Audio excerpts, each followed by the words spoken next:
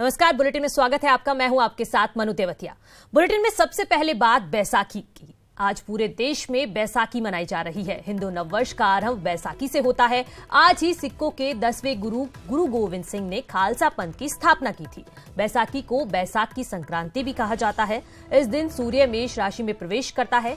बैसाखी सिख धर्म की स्थापना और फसल पकने के प्रतीक के रूप में मनाई जाती है। इस महीने खरीफ फसल पूरी तरह से पककर तैयार हो जाती है और पकी हुई फसल को काटने की शुरुआत भी हो जाती है। ऐसे में किसान खरीफ की फसल पकने की खुशी में भी बैसाखी त्योहार मनाते हैं।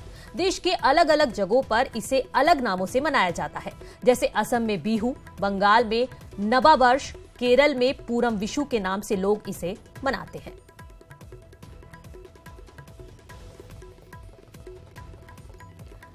और अब सीधा चलते हैं देहरादून, देखते हैं वहां पर क्या कुछ तैयारियां हैं, क्या कुछ जश्न है बैसाखी को लेकर। तो हरिद्वार से हमारे संवाददाता जुड़ गए हैं सुनील। नवप्रभात सुनील, क्या कुछ तस्वीरें हैं हरिद्वार में आज बैसाखी के दिन?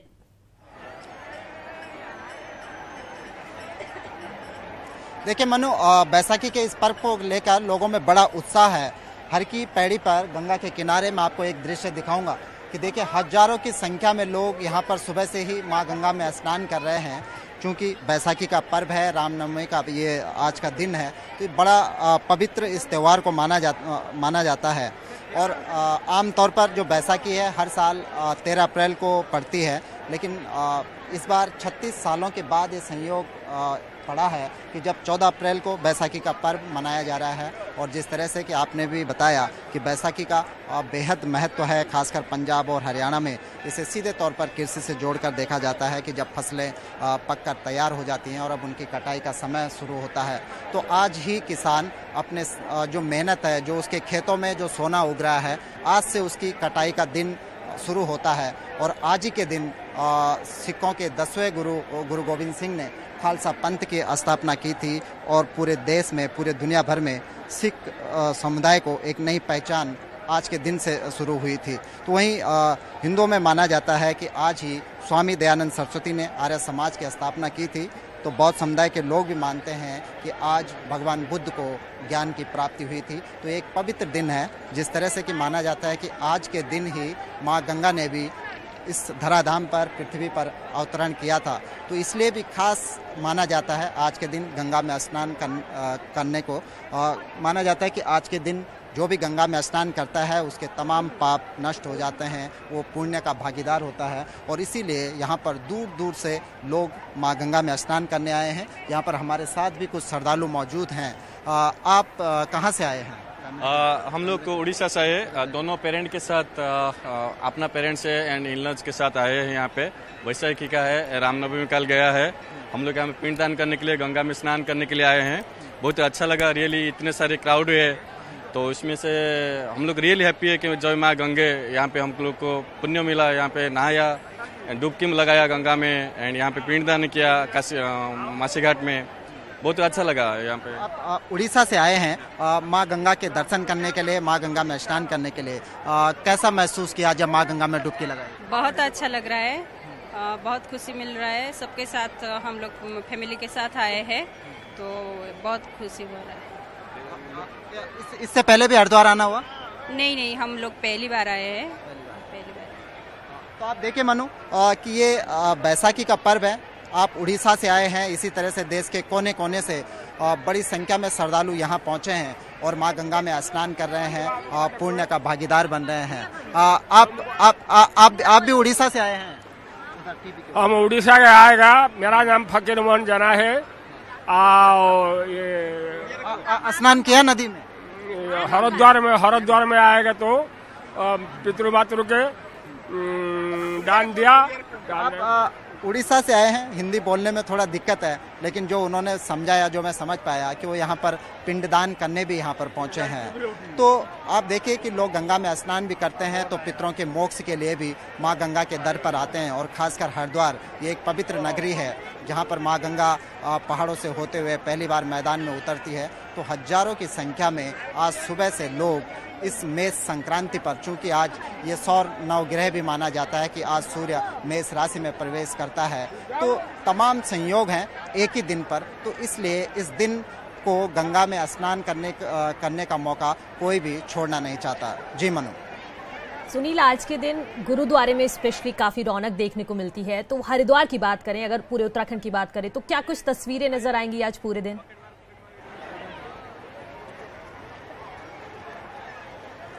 देखिए मनु, लोगों में उत्साह है, खासकर सिख धर्म में। जिस तरह से हमने आज उल्लेख किया कि एक तो ये कृषि से जोड़कर इस बैसाखी के त्यौहार को माना जाता है, क्योंकि जो खेतों में जिस पर लोगों की आजीविका टिकी है, वो सोना जो उनके खेतों में पक रहा है, उसको काटने की शुरुआत होती है। तो पहला अनाज लोग आज अपने देवस्थानों में चढ़ाते हैं, गुरुद्वारे में चढ़ाते हैं, उसका भोग लगाते हैं। और खासकर धार्मिक लिहाज से भी देखें तो आज ही खालसा पंथ की स्थापना हुई थी। आज ही गुरु गोविंद ने अपने पंच प्यारे चुने थे और उनको अमृत छकाया था। तो सिख धर्म में खासकर इसका बेहद महत्व है। और किसानों के लिहाज से कि आज उनकी जो रबी की फसल है उसकी कटाई शुरू होती है, नई फसल बोई जाएगी। तो एक खासकर बड़ा मौका है लोगों के लिए और एक हर्षोल्लास का ये दिन होता है जिसमें लोगों में जोश और खरोश होता है। तो खासकर इस दिन की शुरुआत कैसी हो, इस दिन की शुरुआत किस पवित्रता के साथ हो, तो लोग इस दिन की शुरुआत माँ गंगा में स्नान करके शुरू करते हैं। आपने देखा कि अभी उड़ीसा के लोगों से हमने बातचीत की, इसी तरह से देश के कोने कोने से लोग हरिद्वार में आए हैं और वो बैसाखी के इस पर्व पर माँ गंगा में स्नान करके पुण्य कमा लेना चाहते हैं, अपने अच्छे दिन की शुरुआत, अपने अच्छे साल की शुरुआत और अपनी नई अच्छी फसल हो, खेतों में धन धान्य हो और घर में शांति हो। इस सब की कामना के साथ लोग हरिद्वार पहुँचे हैं और माँ गंगा में स्नान करके उसका आशीर्वाद प्राप्त कर रहे हैं। जी मनु। जी बिल्कुल सुनील, बहुत बहुत धन्यवाद आपका इस तमाम जानकारी के लिए। उत्तराखंड में एक बार फिर मौसम करवट लेने वाला है। मौसम विभाग ने अलर्ट जारी किया है कि 16 अप्रैल के बाद 48 घंटों के दौरान भारी ओलावृष्टि होगी। देहरादून, हरिद्वार, पौड़ी, नैनीताल और पिथौरागढ़ में ओले गिरने की संभावना है। 15 अप्रैल तक मौसम साफ रहने का अनुमान है। 16 आफ्टरनून से फिर से मौसम में अपना करवट बदलेगा और उसके बाद 16 और 17, 18 तारीख को बारिश की संभावना है और पूरे प्रदेश में अनेक स्थानों में, और फिर उसके बाद 17 तारीख को अधिकांश स्थानों में वर्षा हो सकती है। जिम कॉर्बेट नेशनल पार्क के आसपास का क्षेत्र दुर्लभ वन्य जीवों के लिए मशहूर है, लेकिन इससे लगे ग्रामीण इलाकों में हमेशा इन वन्य जीवों की दहशत बनी रहती है। ऐसा ही एक मामला शनिवार को पीरुमदारा के पास सखनपुर गांव में देखने को मिला, जहां आबादी से लगे हुए गन्ने के खेत में 3 लेपर्ड के शावक दिखाई दिए। इन शावकों को पहले तो ग्रामीणों ने पकड़ लिया, जिसके बाद में उसे खेत में छोड़ दिया गया। बताया जा रहा है कि इन शावकों की मां भी यही बनी हुई है, जिससे ग्रामीणों में दहशत का माहौल है। उधर विभाग का कहना है कि वे इंतजार कर रहे हैं कि मादा लेपर्ड अपने शावकों के साथ खुद ही यहां से चली जाए, लेकिन यदि ऐसा नहीं होता है तो फिर अन्य उपायों पर विचार किया जाएगा। स्टाफ को अपना भेज रखा है, तो स्टाफ उस लेपर्ड पे नज़र रखे हुए है और वहाँ पर क्राउड वगैरह कंट्रोल किया जा रहा है ताकि कोई अप्रिय घटना ना हो जाए। और शाम तक वहाँ पर वेट किया जाएगा। अगर लेपर्ड अपने आप ही शावकों को लेके चला आता है जंगल में, तो हमें अपने कोई कार्रवाई करने की ज़रूरत नहीं पड़ेगी। अन्यथा अगर सिचुएशन जैसी डेवलप होती है उसके आधार पे आगे कार्रवाई की जाएगी। पशुओं के साथ क्रूरता करने वालों के खिलाफ कार्यवाही के लिए सख्त कानून होने के बावजूद पालतू जानवर और स्ट्रीट डॉग्स की हालत दयनीय है। वहीं शनिवार को एसपीसीए के प्रदेश उपाध्यक्ष पूजा बुखांडी ने मिली शिकायत पर नत्थनपुर इलाके के एक मकान में छापेमारी की कार्रवाई की, जहां पशु क्रूरता निवारण समिति की टीम को लगभग 60 पालतू कुत्ते दयनीय हालत में मिले, जिन्हें बहुत ही कम जगह में रखा गया था। वहीं छापेमारी की कार्यवाही के दौरान मकान मालिक और उसके अन्य साथियों ने टीम पर हमला कर दिया, जिसमें एक व्यक्ति के सर पर गंभीर चोटें आई हैं। वहीं एसपीसीए की उपाध्यक्ष की शिकायत पर नेहरू कॉलोनी थाने में आरोपी दिगंबर के खिलाफ पशु क्रूरता अधिनियम के तहत मुकदमा दर्ज कर लिया गया है।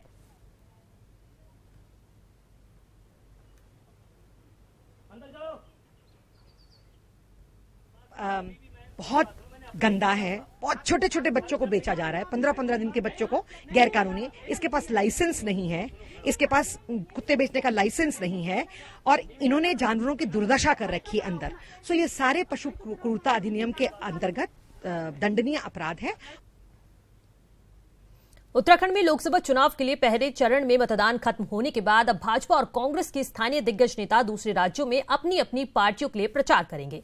नेता के प्रचार के लिए पार्टी इनके कार्यक्रम तय कर रही है। देश भर में अभी लोकसभा चुनाव के 6 चरण बाकी हैं। ऐसे में उत्तराखंड के भाजपा और कांग्रेस के कई दिग्गज नेता अन्य राज्यों में प्रचार के लिए जाएंगे। अन्य राज्यों में चुनाव प्रचार के लिए भाजपा की सूची में सीएम त्रिवेंद्र सिंह रावत, पूर्व मुख्यमंत्री भगत सिंह कोश्यारी, डॉक्टर रमेश पोखरियाल निशंक, विजय बहुगुणा, कैबिनेट मंत्री सतपाल महाराज समेत अन्य कैबिनेट मंत्रियों और पदाधिकारियों की जगह दी गई है। वहीं कांग्रेस की लिस्ट में हरीश रावत, प्रीतम सिंह, किशोर उपाध्याय के साथ ही पार्टी के कई पूर्व विधायक और कई पदाधिकारी अन्य राज्यों में प्रचार के लिए जाएंगे। देखिए, हमारे उत्तराखंड में चुनाव निपटने के बाद और उत्तराखंड ही नहीं बल्कि अन्य क्षेत्र जहाँ चुनाव हुआ है वहाँ भारतीय जनता पार्टी के कार्यकर्ता जो हैं वो अन्य प्रदेशों में चुनाव प्रचार में जाते हैं। ये हमारी पार्टी की अपनी एक रणनीति का हिस्सा रहता है। उसी क्रम में उत्तराखंड के भी हमारे वरिष्ठ नेता भी जाएंगे और साथ ही हमारे जो अन्य कार्यकर्ता हैं जिनको अलग अलग जिम्मेदारियां दी जाएंगी उनको भी भेजा जा रहा है। तो उसकी सूचियाँ लगभग तैयार हो चुकी हैं और हमारे मुख्यमंत्री जी भी अन्य प्रदेशों में प्रचार के लिए जाएंगे, हमारे वरिष्ठ पदाधिकारी भी जाएंगे और कुछ कार्यकर्ता ऐसे भी होंगे जो कि विभिन्न स्थानों पर जाकर के 10 से 15 दिन तक समय भी वहाँ पर लगाएंगे। नहीं, देखिए स्वाभाविक बात है, कांग्रेस आला कमान जिसको जहाँ पर भेजेगी कांग्रेस का हर साथी तैयार है और वहाँ जाकर के चुनाव अभियान में अपना हिस्सेदारी जो है देने का काम। बीजेपी विधायक कुंवर प्रणव चैंपियन पर बीजेपी के कार्यकारी प्रदेश अध्यक्ष नरेश बंसल की नसीहत का भी कोई असर नहीं हुआ। शनिवार को प्रणव चैंपियन अपने समर्थकों के साथ बीजेपी के ही विधायक देशराज कर्णवाल से कुश्ती लड़ने पहुंच गए। चैंपियन रुड़की के नेहरू स्टेडियम पहुंचे, हालांकि कर्णवाल वहां नहीं पहुंचे। बता दें कि शुक्रवार को चैंपियन ने कर्णवाल को कुश्ती लड़ने का चैलेंज दिया था। दोनों ही विधायक आपस में लंबे समय से जुबानी जंग लड़ रहे हैं, जिसके बाद नरेश बंसल ने खुले मंच से दोनों को विवाद सुलझाने को भी कहा था, लेकिन कुंवर प्रणव चैंपियन पर इसका कोई भी असर देखने को नहीं मिला। एक थप्पड़ मार के आंख कान नाक से खून ना निकाल दिया तो अपनी मूंछ उतरवा दूंगा, नीचे ना गिर गया। अगर वो कहाँ आया, 12 बजे का टाइम था, आधा घंटा मुझे हो गया, अखाड़े की सलामी ली है, अपना बॉडी शो किया, अपने प्रूफ दिखाए हैं कि मुझे देखो ये रियल हीरो में क्या फर्क होता है। 150 किलो का बेंच प्रेस कर रहा हूँ नेहरू स्टेडियम में, इसी में रुड़की में 2012 में, अब से 7 साल पहले। ये झूठा बेईमान एक बदजुबान आदमी है। कुंवर प्रणव सिंह चैंपियन की धमकी के बाद शनिवार को हरिद्वार प्रेस क्लब पहुंचे झबरेड़ा विधायक ने खुली धमकी देते हुए कहा कि अब जमाना पहलवानी का नहीं है बल्कि गोली का है, एक नहीं तो 2। विधायक कुंवर प्रणव सिंह ने खानपुर विधायक कुंवर प्रणव की शिकायत उत्तराखंड के मुख्यमंत्री से करने की बात भी कही है। साथ ही उन्होंने कहा कि चैंपियन के खिलाफ जमकर अपशब्दों का प्रयोग भी उन्होंने किया। कुश्ती का जमाना नहीं है, अब तो इसका जमाना है। अब तो इसका जमाना है, एक ही दो। अब तो इसका जमाना है, एक ही दो। उत्तराखंड में भाजपा विधायक कुंवर प्रणव सिंह चैंपियन और भाजपा विधायक देशराज कर्णवाल के बीच जुबानी जंग थमने का नाम नहीं ले रही है। दोनों भाजपा विधायकों ने एक दूसरे पर बड़े गंभीर आरोप लगाए हैं। भाजपा विधायकों के मामले में कांग्रेस प्रदेश अध्यक्ष प्रीतम सिंह ने कहा कि इस प्रदेश में सरकार नाम की कोई चीज नहीं है। प्रीतम सिंह ने कहा कि भाजपा में अनुशासन सिर्फ नाम के लिए है। कहती है कि अनुशासित पार्टी नोटिस देते हैं, जवाब आता है और संतुष्ट हो जाते हैं। और अब तो सारी हदें ही पार हो गई है। 2 विधायक खुलेआम जो सड़क पर लड़ते हुए दिखाई दे रहे हैं। विधायक बन गए तो कब सरकार कार्रवाई करेगी तो बताए ना। सत्ता पक्ष के विधायक ही खुलेआम कह रहे हैं। खबर मसूरी से है, जहां झील के पास कार में आग लग गई है। चंद मिनटों में कार जलकर खाक हो गई। आग के कारणों का अभी खुलासा नहीं हुआ है। फिलहाल पुलिस मामले की जांच में जुटी है।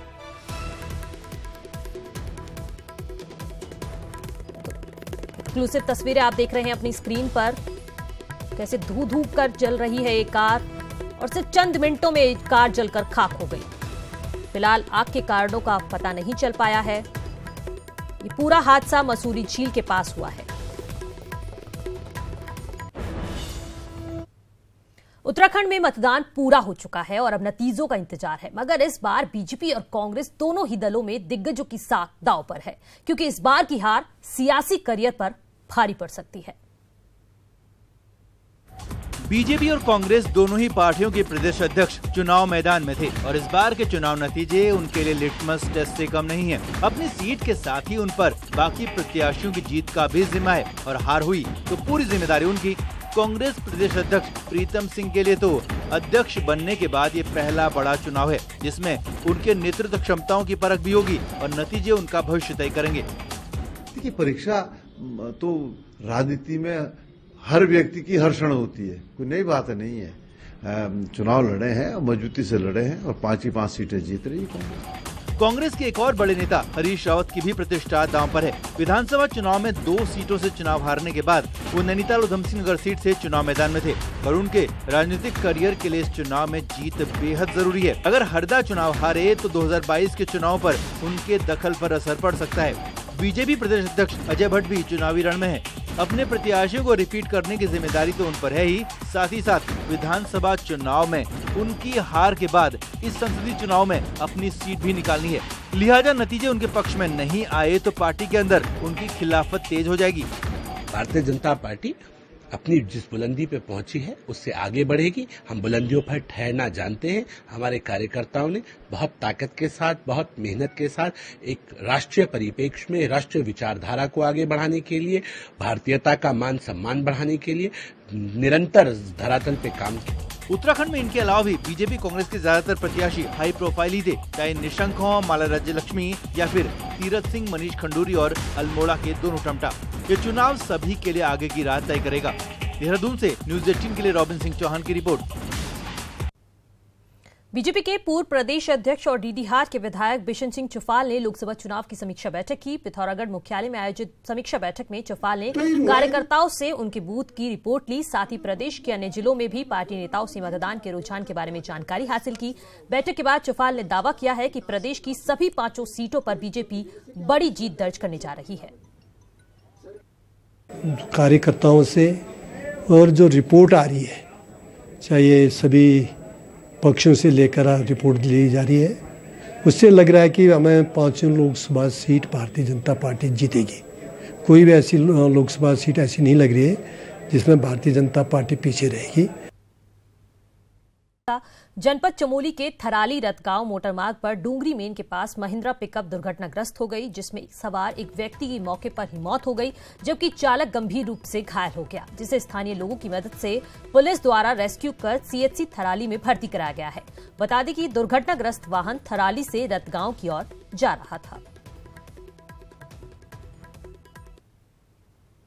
मसूरी में पर्यटन सीजन की तैयारी को लेकर प्रशासन पूरी तरह से लापरवाह बना हुआ है, जिससे पर्यटकों को इस सीजन में ट्रैफिक और पार्किंग की समस्या से जूझना पड़ सकता है। शहर में पर्यटन सीजन शुरू हो गया है और मई में 4 धाम यात्रा भी शुरू हो जाएगी, जिससे शहर में काफी भीड़ हो जाती है।